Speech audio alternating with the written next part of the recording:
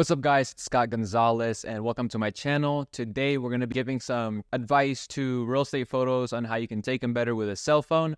So if you don't know, I am a creative specialist for a real estate media company.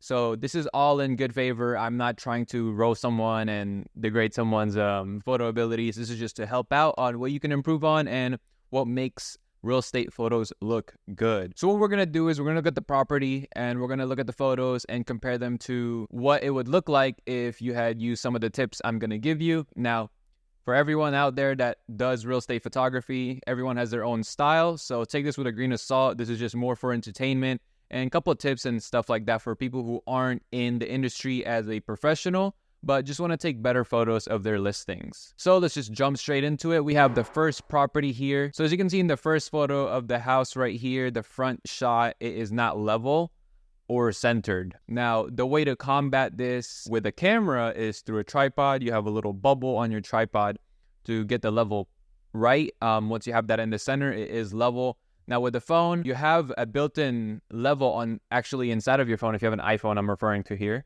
you would have a level that either goes horizontal or vertical. You can use that. In my opinion, having a tripod even for your phone and looking at that physical bubble is the most accurate, just because I've had, like, if you look on your iPhone, you pull up the level app, you can kind of manipulate it to show that it's level when in reality it's not. Using an example here that I took of a property, this is completely level off of a tripod. As you can see, it is centered and leveled compared to this one in the front, right? So the reason why you want to level it is it just makes it look more aesthetic. So yeah, just using basically a tripod, or even if in worst case scenario, like I said, use your phone's level that's built in on there on the camera. It'll look better than having it not level. So going down, they do have a 3D tour, which is pretty cool. Looking down in the inside of the property right here, we have it facing the door. Now I do take shots like this facing the door. I do one from the door facing out into like a hallway or whatever it is, and then also one stepping back looking at the door. Now the only problem I see with this one is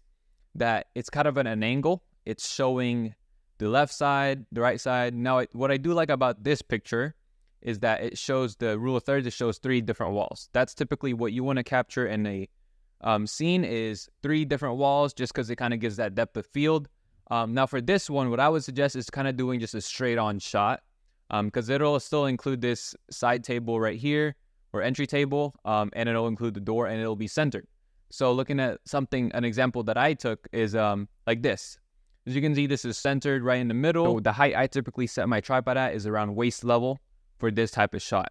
So on your phone, you can just put it like, crouch down a little bit, or put your phone down next to your waist and make sure it's level, and take it straight on like this, and it would be perfect. As you can see, this includes this wall, the front wall, and then this other wall, 3 sides. So yeah, now moving down to the other photos on here. So the kitchen photos. Now this can be a little bit tricky, but as you can see, this picture is also not level. But what I do like about this photo is if you look at here on the cabinets, it's not showing under the cabinets. A lot of photos that I see, they take one below that level, that eye line level of that cabinet, and it shows under it, which doesn't really look appealing. So this is what I like about this photo, is that it's above that line, so you can't see under it. What I would suggest, like again, would just be a level to get it all, the verticals right, horizontals right. Here's an example that I took of the kitchen. As you can see, this eye line level right here, it's not showing under the cabinet. This one's level, that's what you can see. That's what I would suggest for this photo. I do like how these are straight. I'm kind of very detail oriented around that kind of stuff, is making sure stuff is straight. So I do like that. Going back to the photo that I had, as you can see, I'm using the 3 things again, the 3 rule of third, one here, wall right here, and then wall right here. So I do like that a lot. This is another one.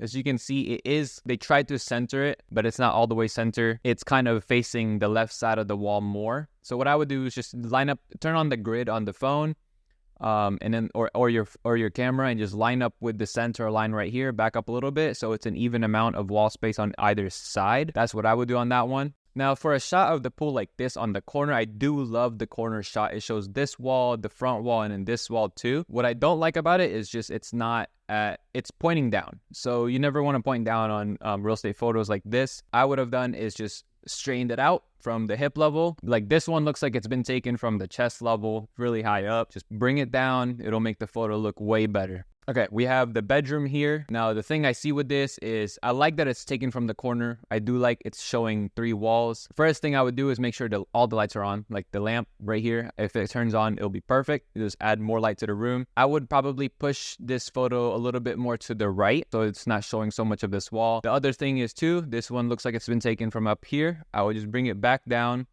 level it out, and that would look pretty good. Kind of like this photo I have right here. As you can see, all the lights are on. Now, yes, my photos are edited. I do use 3 different brackets when I take my photos, but on iPhone or using your phone, as much, light in the room as possible is always better compared to not having as much light. But yeah, so for this photo, as you can see, it's brought down pretty much to the level of this dresser or TV stand and kind of leveling it out, waist level, getting that 3, as you can see right here, I have this door, this wall, and this other wall.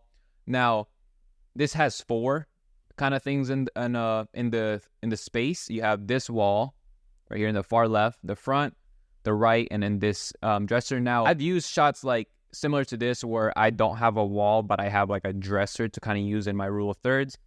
That's what I do in kitchens. I use the counter as kind of that wall there. So yeah, that's what I would do for this bedroom right here. Just bring it down, push it to the right a little bit, and you're good. Now we have a shot right here of the bedroom. Not really as straight on as you can see. It's showing more of the left side than the right.